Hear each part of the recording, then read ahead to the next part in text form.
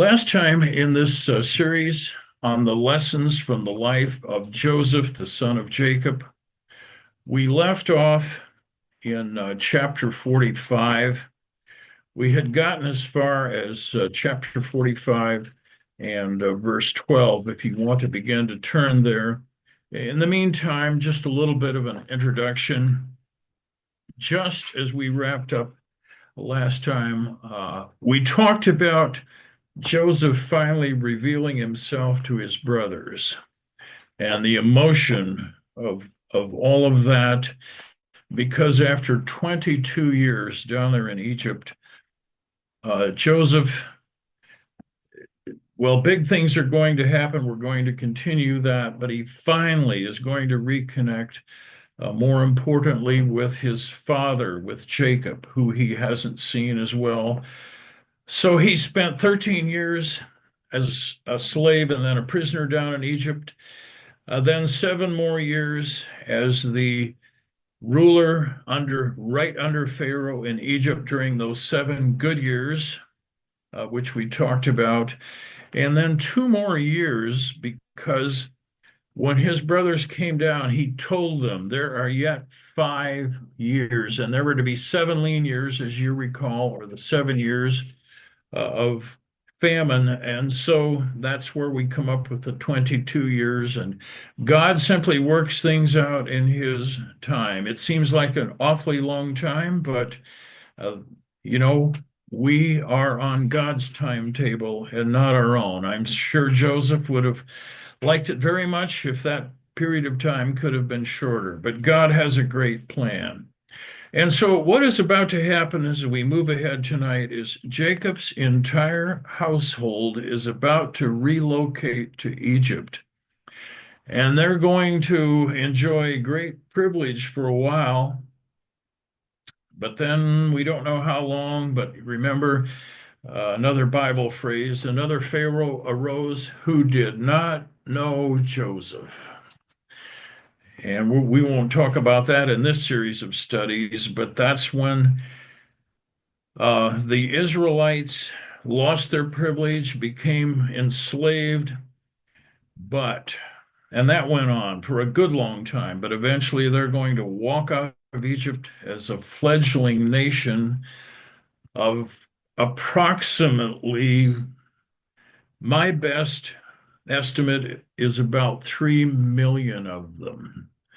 But it all begins with this household we're going to read about tonight coming down into Egypt, and that's the household of Jacob. So if you're in chapter 20, or I'm sorry, 45, Genesis 45, I'm going to begin in verse 12. This is right after we left off last time.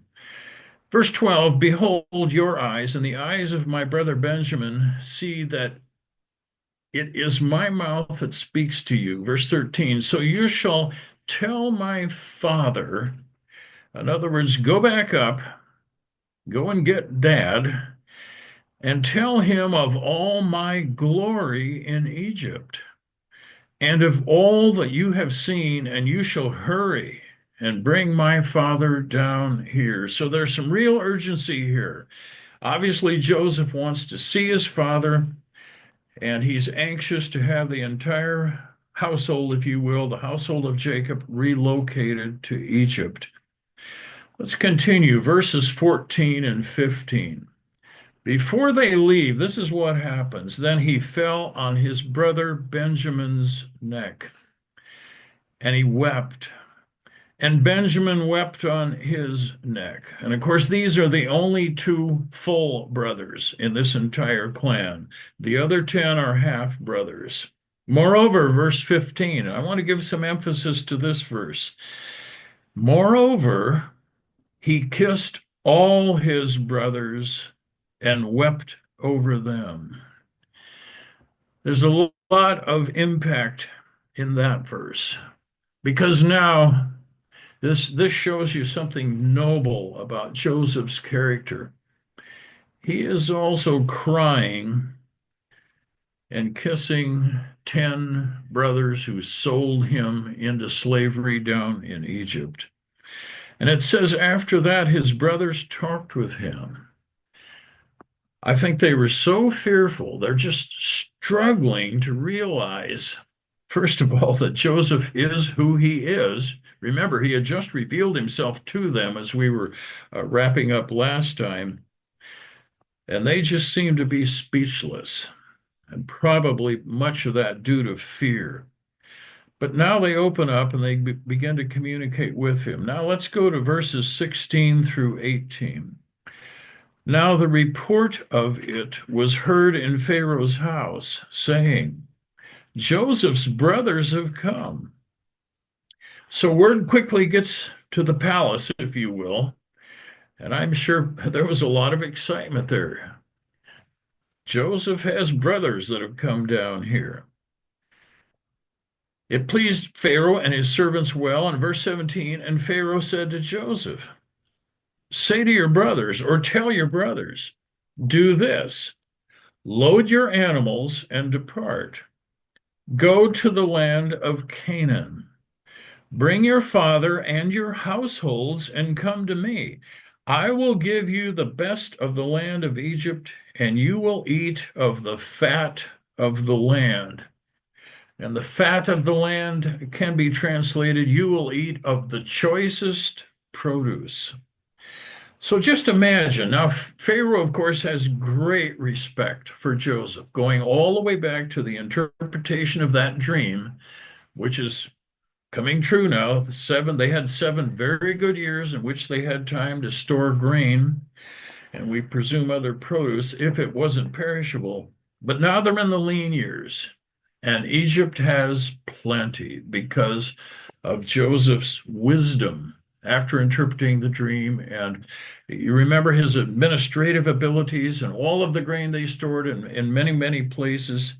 And Pharaoh is just so deeply respectful and grateful of Joseph. And so he wants to extend his favor now to the family.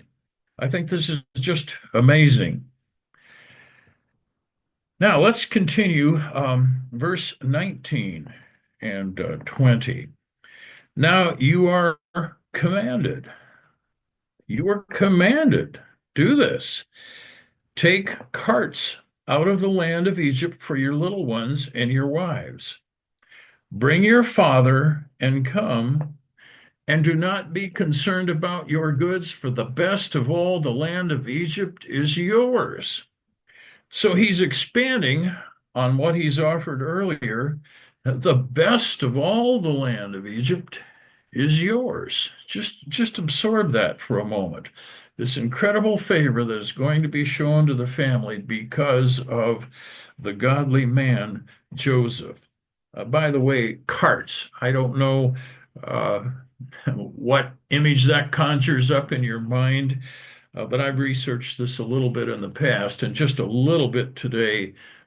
And the Egyptians were an advanced civilization or society in their day, and they actually had wagons. I'm not sure how to describe them, a little bit like the covered wagons of the American West, although everything I've seen where I see illustrations of it, they appear to be very sturdy, very uh, good wagons. So it happens then in verse 21, then the sons of Israel. And keep in mind, Israel, another name in this case, we're not talking about a nation right now. Jacob was also known as Israel. So the sons of Jacob or Israel did so, and Joseph gave them carts. Now, Pharaoh's given the order, but it seems like once again, administratively, Joseph is taking care of this. He gives them carts according to the command of Pharaoh, and he gave them provisions for the journey. They're being well taken care of. Verse 22, he gave to all of them, to each man, changes of garments. But to Benjamin he gave 300 pieces of silver and 5 changes of garments. So first of all, it says changes to each man, plural, but it only has to be 2 to be plural. But Benjamin gets a lot of favor here, this beloved younger brother of Joseph's, and he gets 5 changes. And I wanted to comment a little bit about this amount of money that he gives him. Here's just a little bit of research that I did today. These 300 pieces of silver. Now, you can find different sources. Our own Beyond Today Bible commentary doesn't have anything on that. But from BibleReference.com, here's this statement. This amount is 120 ounces of silver in today's measurement. Now, keep in mind, again, this is just one source, but I decided to calculate that. So at today's silver price, as of about 2:45 this afternoon, and if you've ever watched that, it changes sometimes minute by minute, but okay, as of about 2:45 this afternoon, silver was trading at $32.81 per ounce. If indeed this was equal to 120 ounces, Joseph is giving his little brother $3,937.20 of money on which to travel. Now, that's a nice little, how'd you like to be if you're already on a trip, being sent on a trip, and someone hands you, here's an extra $4,000, which is about what this is. That's kind of insignificant, but it does reveal more about the heart of Joseph. And of course, he no doubt had access to an incredible amount of wealth there. It's also interesting that I don't want to go back there, but in chapter 37 and verse 28, we talked about that 2 studies back. Joseph was sold for only 20 shekels of silver by his brothers. And now he's giving a whole lot more than that to Benjamin just for travel cash, if you will. But we'd better keep moving. Verse 23. Let's do verses 23 and 24. And he sent to his father these things: 10 donkeys loaded with the good things of Egypt, and 10 female donkeys loaded with grain, bread, and food for his father for the journey. There's just ample supplies here. So he sent his brothers away, and they departed, and he said to them, "See that you do not become troubled along the way." I want to comment just a little bit about this. Again, the ample supplies. Joseph is very generous. He's going to make sure they can travel comfortably to and from their homeland. Now, a comment about see that you don't be, let's see, let me read that correctly. See that you do not become troubled along the way. That's the New King James, which I am using as I read to you. Now, in many, many translations, and maybe some of you noted that, it is rendered this way: don't quarrel along the way. Don't quarrel along the way. And when I checked over, by the way, I did this online, so don't feel sorry for me. I checked over 20 translations today, but I did that just by clicking. I didn't get out 20 hard copies of other Bible translations. And 17 of those rendered it that way: don't quarrel along the way. Now, I want to stop there a moment, because Joseph, another lesson from his life, he's a very perceptive, able leader of men. And this family was known for quite a bit of contention. They just didn't always get along. And again, I think this helps you understand what he's telling them. Maybe, maybe you just took that as, well, I hope things go well. You don't encounter robbers or whatever. But in reality, I'm rather sure the correct translation is, don't quarrel along the way. You guys get along. And he's in a real superior position now. And I trust they took that to heart. And it tells you a little bit more about Joseph. Now, let's go on. Verses 25 through 28. That actually takes us on to the end of the chapter. Verse 25, then they went up out of Egypt and came to the land of Canaan to Jacob their father.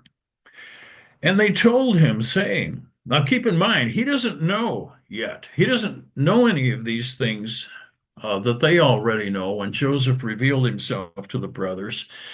All he's ever heard is, boy, there's this tough guy down in Egypt.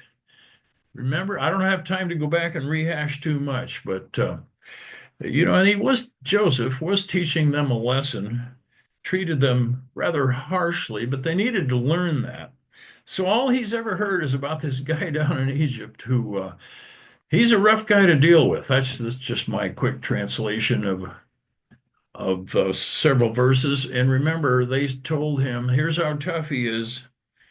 Judah said, it's no use to even send us back for more grain unless we bring our younger brother,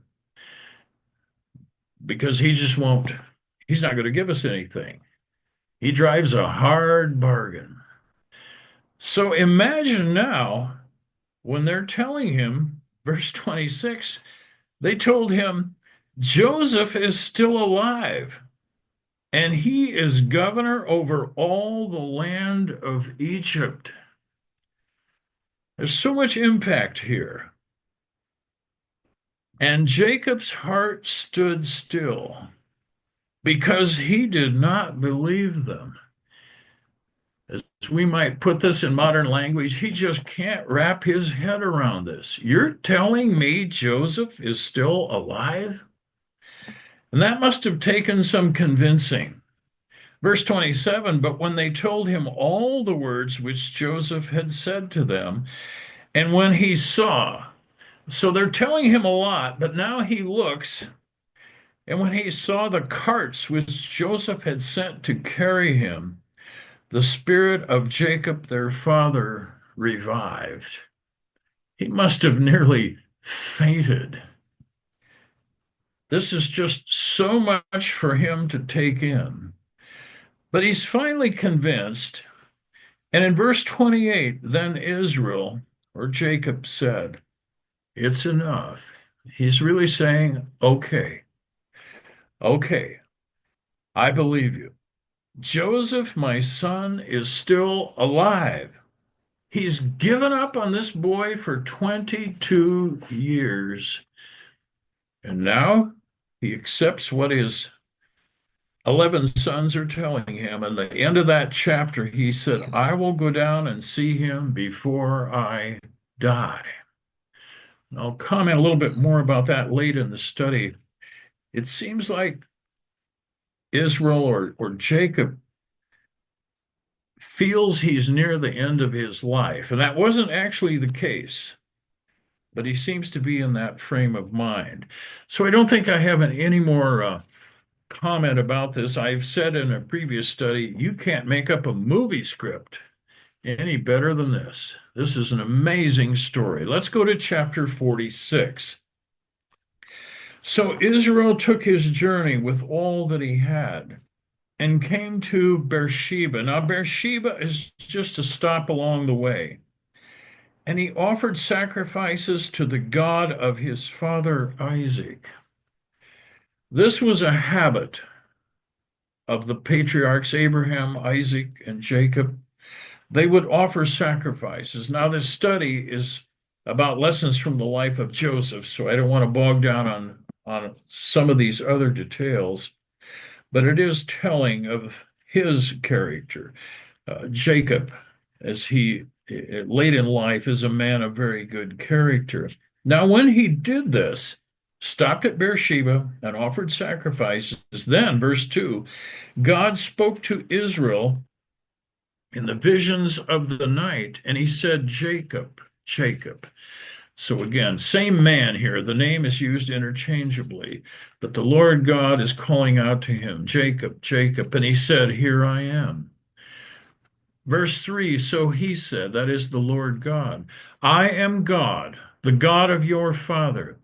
Do not fear to go down to Egypt, for I will make of you a great nation there. I will go down with you to Egypt, and I will also surely bring you up again, and Joseph will put his hand on your eyes. So maybe there's, I don't know exactly why the Lord God utters these words in a vision to Jacob. If he's still got some doubts, if he still has some uncertainty, but the Lord himself is telling him, don't be afraid. Don't be afraid to go down there. And of course, God's plan that extends into eternity. But God's plan right here is revealed. I'm going to make of you a great nation there. It's interesting. There, down in Egypt, all of this is going to happen. I'll surely bring you up again. Now, that happened when Joseph and his brothers brought their dad back after death and buried him back up in the land of Canaan. Now, there's an interesting phrase right at the end of what I just read to you, and that's in the end of verse 4. Joseph will put his hand on your eyes. Um, I had forgotten this. I remember clearly this explanation that I learned a good many years ago, and yet when I first read this, it stumped me. But I went back and I want to explain what that means. Joseph will put his hand on your eyes. What that means, as brief as I can make it, is Joseph would be at his bedside when Jacob would die, and he would reach out and close his eyes. Now, from Ellicott's commentary, it says this: both among the Jews and Greeks, it was the duty of those nearest in blood to close the eyes of a deceased relative. Now, that's foreign to us today, I think. Matter of fact, it's probably absolutely foreign to us. But Joseph had the privilege. Maybe that seems kind of weird to you, but it wasn't in that time and in that culture. Joseph had the privilege of being at his father's bedside when he died. And as you know, I was at my own father's bedside when he died. But my father had his eyes closed. But sometimes a person will pass from this life and the eyes remain open, at least partially open. Have you heard that phrase, a blank stare? It it comes from that. And then a person can reach out and simply pull the eyelids down and close the eyes. That's what it means. So if you haven't heard that explanation, or if you may have, a lot of us old timers may have heard it and forgotten, that's what it means. And it was considered a privilege for Joseph to do this. Now, let me continue. Let's go to verses 5 on through verse 7. Verse 5, then Jacob arose from Beersheba, and the sons of Israel carried their father Jacob, their little ones, and their wives in the carts which Pharaoh had sent to carry him. So they took their livestock and their goods which they had acquired in the land of Canaan and went to Egypt, Jacob and all his descendants with him. So this is quite an entourage. You know, we think of the maybe carts or wagons and household goods, but it says they're livestock. They're livestock. And so if you can envision sheep and cattle, and we'll talk about that later because they had those animals with them, perhaps goats. And this is quite an undertaking. I'll shift to some slides here in a moment, but let's finish this. Verse 7, his sons and his sons' sons, his daughters and his sons' daughters, and all his descendants he brought with him to Egypt.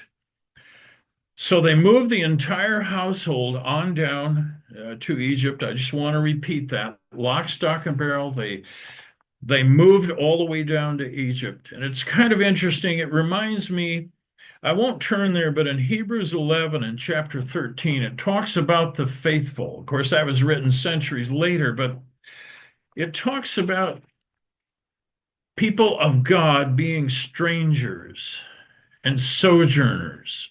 Depends on what translation you read. Pilgrims, also in the King James, strangers, sojourners, pilgrims on the earth. And I think this illustrates that. Where had Jacob been? Well, Jacob had been born in Canaan. But remember, he got himself in trouble with his deception, and Esau intended to kill him. I don't have time to go back and rehash that story, but so he fled up to Haran, further north, up outside of Canaan. And he's up there. He marries actually four different wives, if you remember that story. Ends up with 11 sons up there. Then he moves back down to Canaan. Benjamin is born down there. But now here he is moving to Egypt. So again, strangers and sojourners on the earth. And sometimes that's quite literal. We're just pilgrims. Some of us have had a privilege of living in our homes for a long time, but others haven't. And that's quite often how God operates. Now, let's see. I think at this point, I'm going to share my screen with you. I've got a little bit here. I hope you'll find this helpful. I want to share with you if you see the slide that simply says support for the life of Joseph here in part 6, that's what I want you to see. Let me go back here just a moment. The journeys of Joseph and his brothers. Now, if you don't have video, it's not a problem. I'll describe this as best I can. They are coming down from in the right hand of that map here. Hebron up here, if you see, this is over in Canaan. Now that's where they had left from, and they're going down. Now, Beersheba, you can see they didn't get very far before Jacob stops and makes this sacrifice. Then they continue on all the way over here. They end up in Goshen, which is in what's called Lower Egypt. Lower to us would almost always mean the bottom or south on a map, but Lower Egypt is actually to the north because that's where the Nile flows into the Mediterranean Sea. Now, this, if you see the, well, let me go on to the another visual here for those of you that have video. Now you'll see again, a simpler map, but from Hebron to Beersheba, then clear on over into this part of Lower Egypt or Northern Egypt, the land of Goshen being the northeast part of Egypt, which, by the way, was a well-watered, productive area. But if you look up at the scale, if you can see that, 100 miles in an inch. So I'm comfortable, and we don't know how the roads existed at that time. It's pretty safe to say they didn't go in a straight line, but they probably traveled, if I go back here, 300 to 400 miles. Think of that in these wagons. And this all took time, especially herding livestock along the way as well. So I hope this gives you a little perspective. They weren't just moving down the road a little ways. This was a significant move. And it's kind of interesting that Jacob or Israel would never see this land. It was the land of promise, Canaan, but he would never see that again. And I just threw in a few of these depictions here. I think this may be fairly accurate. This man in the cart or the wagon appearing much older. And we'll talk about his age here in just a little bit, but I do find that interesting. These help me sometimes just get a visual idea of what it likely involved. This is just an illustration, but we're going to read later that Joseph, as they were getting near, goes up to meet them, especially to meet his father. And if you look at this illustration, this is not a common wagon or cart. This is a royal chariot. I just wanted to show that to you because that's, for those of you, again, that have video, even look how the horses are decked out. But that is probably a very accurate depiction of what was at Joseph's disposal, because keep in mind, he is second in authority in all the land, right under the Pharaoh. And it's very likely uh, close to what it looked like when he showed up. And Jacob must have been astounded. And then you think about the emotion of them meeting, not having had contact with each other for 22 years. I don't want to spend a lot of time with visuals, so I'm going to take them back down again so I can speak to you face to face, but especially the maps. I hope you found that a little helpful.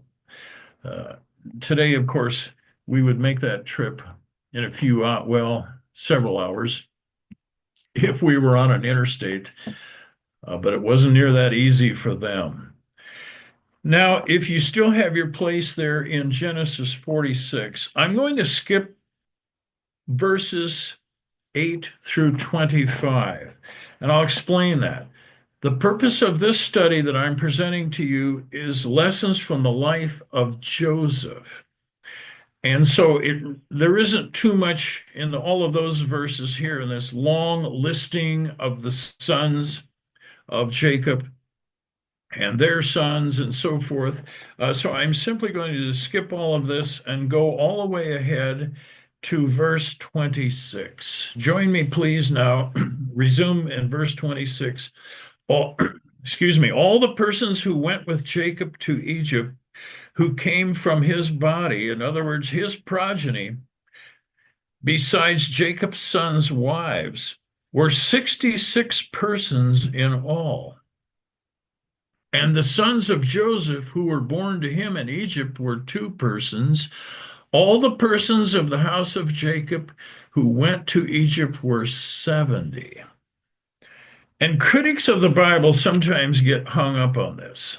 I don't want to spend a lot of time on this one. It's not a direct lesson from the life of Joseph, but I want to comment a little bit about these numbers, which cause confusion. And again, Bible critics will just jump on this. Well, okay, 66 coming down from Canaan plus Joseph, 2 sons.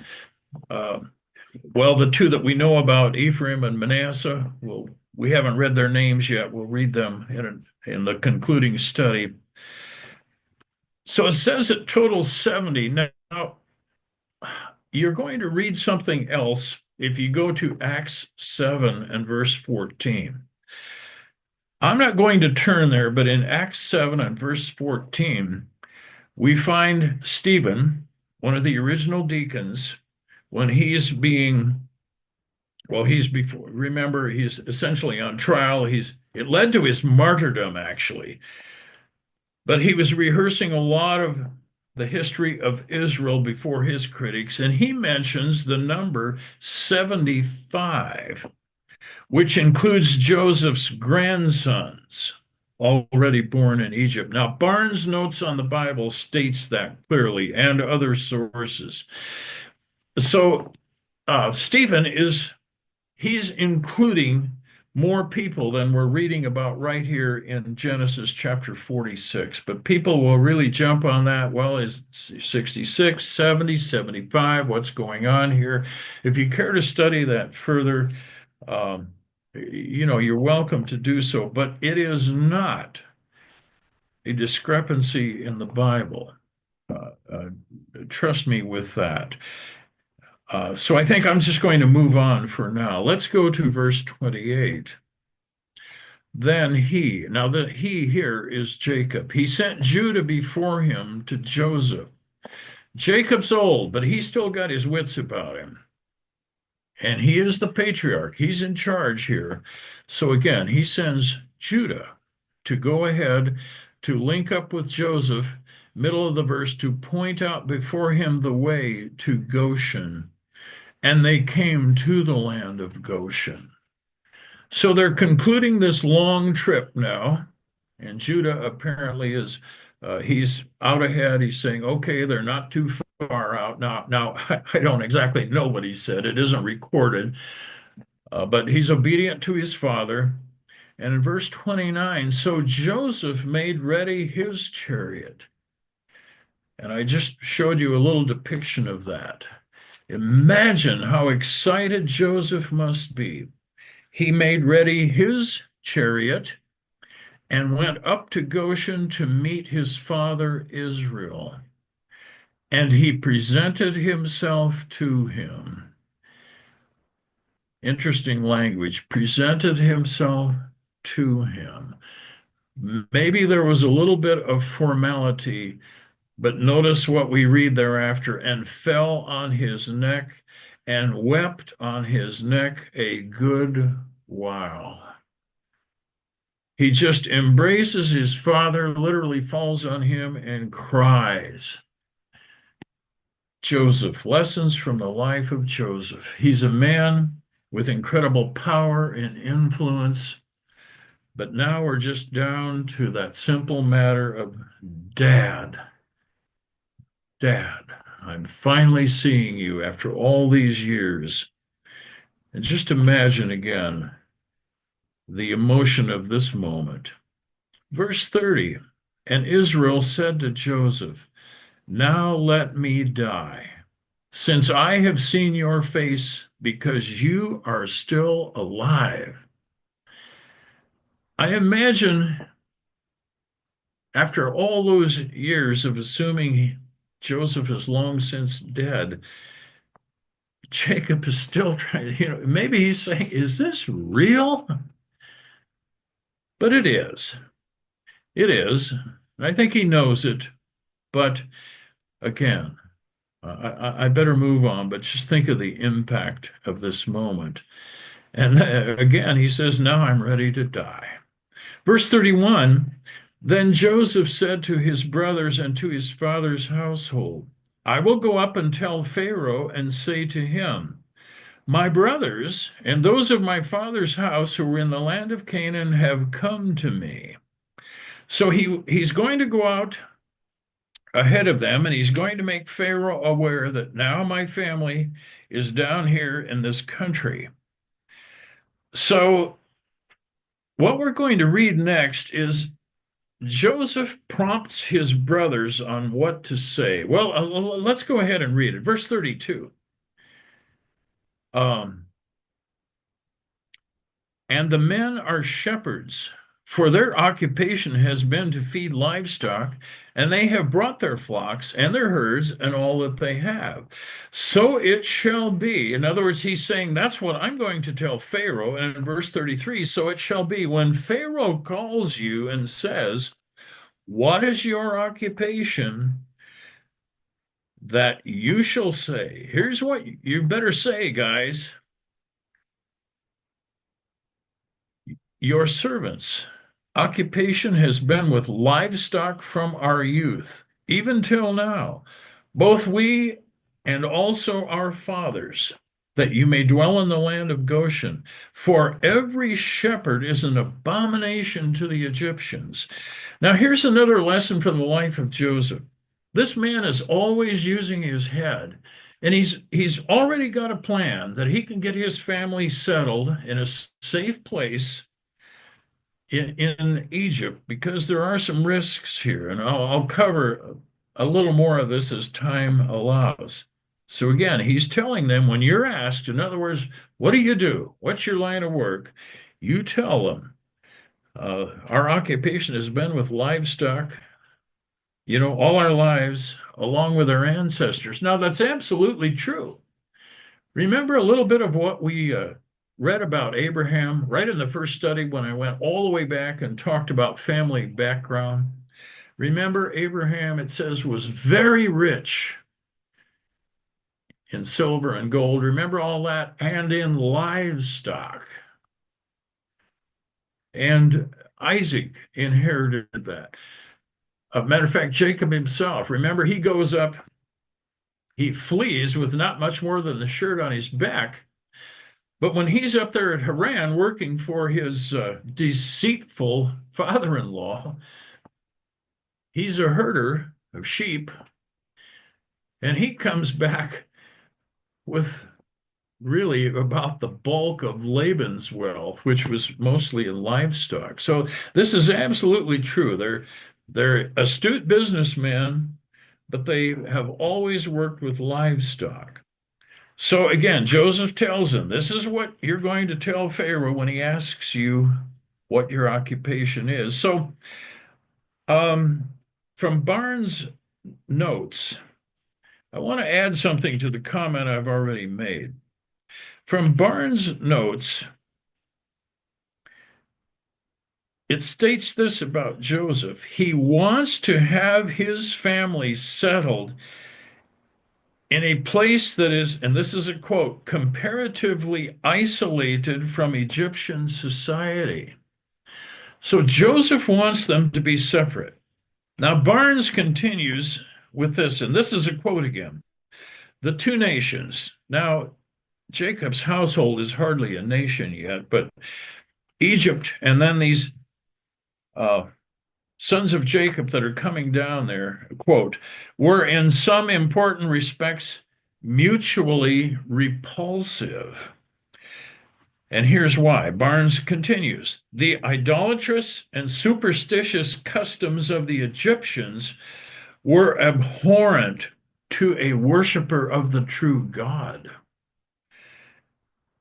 Now, Joseph is living in the midst of this, but he doesn't want his family to be exposed to that. And, again, the idolatrous and superstitious customs of the Egyptians would be shocking. Abhorrent is the word that Barnes uses to Jacob's family. And, of course, worshipers of the true God. Well, that's true. Jacob was very committed to worship and serve the true God. Egypt was a polytheistic society. Poly meaning many, many religions, many gods. I think some of you have studied that. You know how many gods, well, we don't know how many gods they had, but there were many, many, many, all of them, nothing but idols. Now, there's a flip side of this. Right in that last verse, every shepherd is an abomination to the Egyptians. So on the other side, uh, why is that? Why then would the sons of Jacob be an abomination to the Egyptians? Well, because they are shepherds or herders. And here are three reasons, and I picked this from a number of sources, but there was a commonality here, so I'm comfortable in passing this on. There's a threefold reason for this. A, shepherds or herders were considered nomadic, lower class people. And I guess we even do that today, don't we? Because most of us lead a very settled life. If we see someone that we might call a drifter, that's derogatory, isn't it? Well, that's how herders were looked upon. First reason. Second reason, they killed, sacrificed, and ate animals which the Egyptians adored and sometimes worshiped. So if they're going to begin to kill bulls, for example, or bullocks, cattle, if you ever read about, the bull was a great object of worship in Egypt. So the fact that Jacob's sons understood these animals were simply for meat to sustain them and would begin to kill, maybe even offer a sacrifice to the true God, but then eat the meat of those animals. That would be abhorrent to the Egyptians. And there is a third reason. Both Hittite and Phoenician shepherd peoples in this era had recently been at war with Egypt.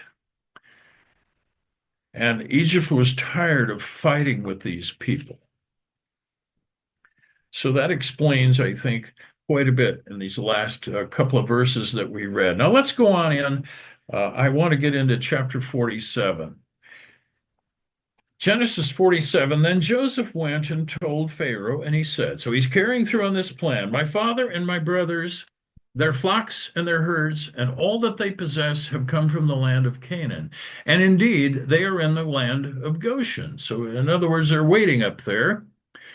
And in verse 2, it says, And he took 5 men from among his brothers and presented them to Pharaoh. Now, we don't know which 5 they are. We could guess perhaps, but no need. We don't know. It doesn't really matter. Verse 3, sure enough, Joseph is such a wise, perceptive individual.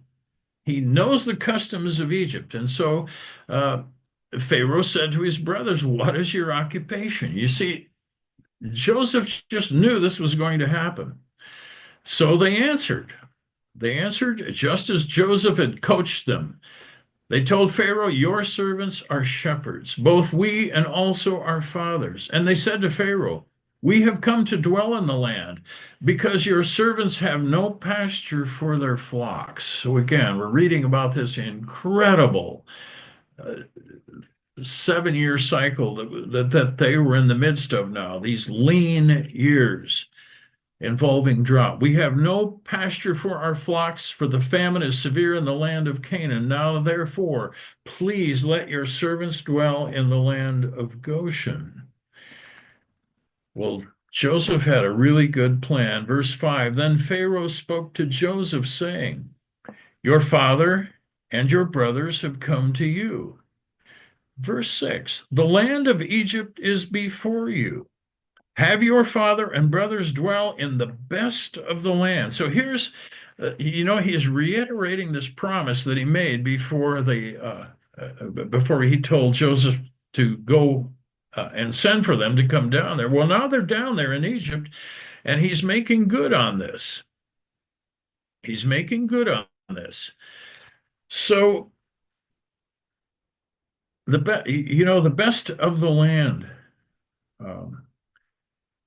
Have your fathers and brothers, let me reread that. Your father and brothers dwell in the best of the land. Let them dwell in the land of Goshen. And if you know any competent men among them, then make them chief herdsmen over my livestock.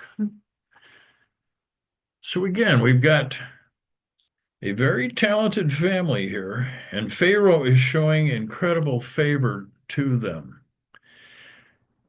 Verse 7 begins another very interesting scenario.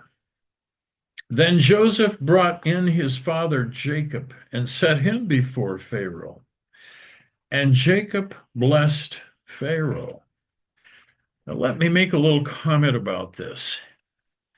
Joseph brings his dad into Pharaoh's presence, and it says he blesses Pharaoh. Now, I was studying that a little more intensely than I've studied it in the past. Now, why would Jacob bless Pharaoh? Well, in part, it's very likely because of the incredible kindness that he has shown. Jacob has been up there in Canaan facing starvation. And so no doubt he's very grateful. We wouldn't use the same words in describing that today, but he is blessing him, thanking him. But there's, I think, a deeper meaning. And let me go on. It was also a custom of an old man to pass on a blessing to the younger. Now, there's very likely a significant age difference here.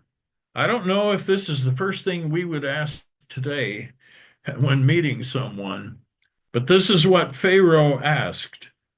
Verse 8, Pharaoh said to Jacob, How old are you? How old are you? I found this rather fascinating. Let's look at his answer, verse 9. Jacob said to Pharaoh, The days of the years of my pilgrimage are 130 years. So what he's saying, my time on this earth has already been 130 years. This is very interesting. From Ellicott's commentary, Jacob had attained to an age which gave him great dignity. For to an Egyptian, 120 was the utmost limit of longevity. And Jacob was now 130. And Pharaoh treats him with the greatest honor, and twice accepts his blessing. And Ellicott says, this is more than a usual salutation. This is a genuine blessing. We don't know what Jacob said, may the Lord God bless you as well. We just don't know what he said. But this 130 years. Now, let me go on and read what he says next. This is in the middle of verse 9. He's already said, I'm 130, but then he says, few and evil have been the days of the years of my life, and they have not attained to the days of the years of the life of my fathers in the days of their pilgrimage. So he's saying, you know, my fathers, in other words, Isaac and Abraham, have lived a lot longer than this. And that was true. That was true. I can't always quote this off the top of my head, but I'll remind you. Jacob seems to be lamenting the hardships of his, if I could say, shorter life. That's because Abraham lived to be 175. The Bible tells us that clearly. And Isaac, Jacob's father, lived to be 180. So you can see why he's saying, I'm a mere 130. If that makes a little sense to you, because this was also a very long-lived family. And if you look further in commentaries, the Egyptians in that same era were not enjoying the same long lifespans. Actually, it was healthy, apparently, to be a herder and to be out there working. The Egyptians lived a rather cushy life in many ways. Well, that's nice, but they weren't living near as long. But I'd better be moving on here again. Now, verse 10 says, so Jacob blessed Pharaoh.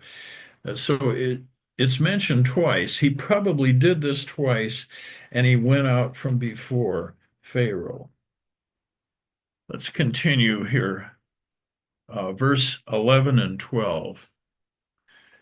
And our time is up, so we'll wrap up with verses 11 and 12. And Joseph situated his father and his brothers and gave them a possession in the land of Egypt, in the best of the land. In the best of the land. They're all being blessed, I think, for following God. And then, of course, again, Joseph, because he enjoys such favor, he's able to do this. As Pharaoh has commanded in verse 12, then Joseph provided his father, his brothers, and all his father's household with bread according to the number of their families, because they're still living in this time of great deprivation, the famine. So I'm going to stop there. I did later today send, and I apologize because of having been at the general conference. I didn't have time to prepare for this Bible study as extensively as I would have liked. I did send out late today a couple of questions. I hope this will inspire some thoughtful discussion. The two questions. Number one, in what ways would you say Joseph was Christ-like in his adult life and conduct? We are all to be like Christ. And so in what ways would you say Joseph was Christ-like in his adult life and his conduct? I started to say verse. Question 2. Have you ever thought about how Jacob must have felt when he found out that his 10 older sons had lied to him, faking Joseph's death? Any idea of what his reaction was? I've thought about this several times, and I'm just curious if you ever have. With that, I'm going to stop the recording, and those of you who hear this later, I hope you'll find it very profitable, and thank you for watching and listening.